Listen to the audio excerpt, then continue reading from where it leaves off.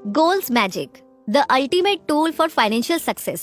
यानी कि अपने आप को करोड़पति समझने के लिए आपको अपने दिमाग में लक्ष्य बनाना, गोल बनाना बहुत जरूरी है।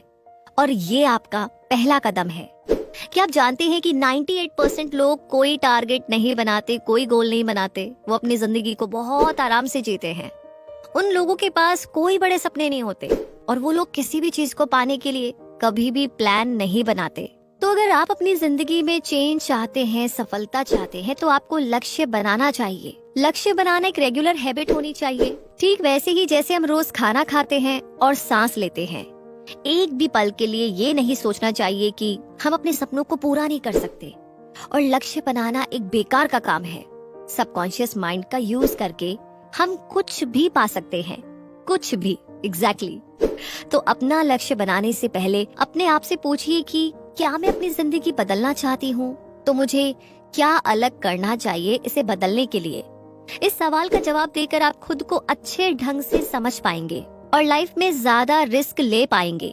एक सवाल और अपने आप से पूछिए कि अगर आपके पास बहुत सारा पैसा है, बहुत सारा टाइम है और स्किल भी है, तो आप क्या करेंगे। इन सवालों का जवाब देने से आपको अपने सपनों की लिस्ट लिखने की आजादी मिलेगी।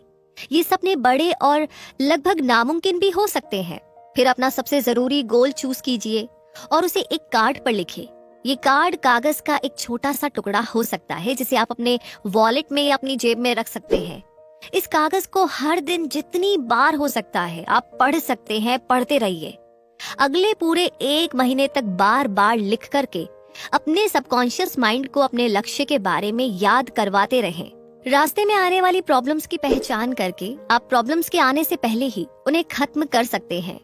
आपको अपने लक्ष्य तक पहुंचने के लिए जरूरी कौशल और उपायों की एक लिस्ट बनानी चाहिए।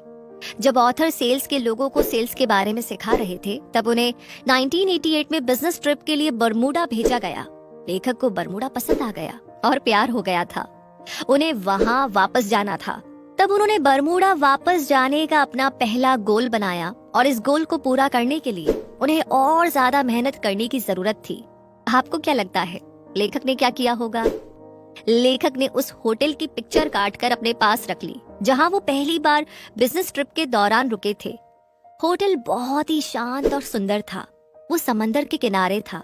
जब लेखक खिड़की से बाहर देखते तो उन्हें समुद्री जहाज, पेड़ पौधे और सुंदर फूल देखने को मिलते थे। लेखक समुद्र की स्मेल महसूस कर सकते थे। जब सूरज उगता तो वो नजारा बहुत ही शानदार होता था। तो लेखक ने एक फोटो चूज की जो उन्हें इन सभी चीजों की याद दिलाती थी। उन्होंने इसे अपने कंप्यूटर पर डाल दिया। वो जब भी काम करते करते थक जाते तो उस फोटो को देखते और अपने लक्ष्य को याद करते। उन्होंने हवा को सूंघने और उन खूबसूरत पेड़ों को देखने की कल्पना की। ऑथर अपने गोल को पाने के लिए हर रोज उसे याद करते। वैसे लक्ष्य बनाना ही काफी नहीं है, आपको इस लक्ष्य को पाने से क्या प्रॉफिट होगा उसकी एक लिस्ट भी आपको बनानी पड़ेगी और इन प्रॉफिट्स को अपने आप को रोज याद दिलाना होगा। तो आप ये सोचिए कि अब इस लक्ष्य को प्राप्त करना कैसे होगा। ये उस तरह की पावर है जिससे आपको मोटिवेटेड रहने की जरूरत है।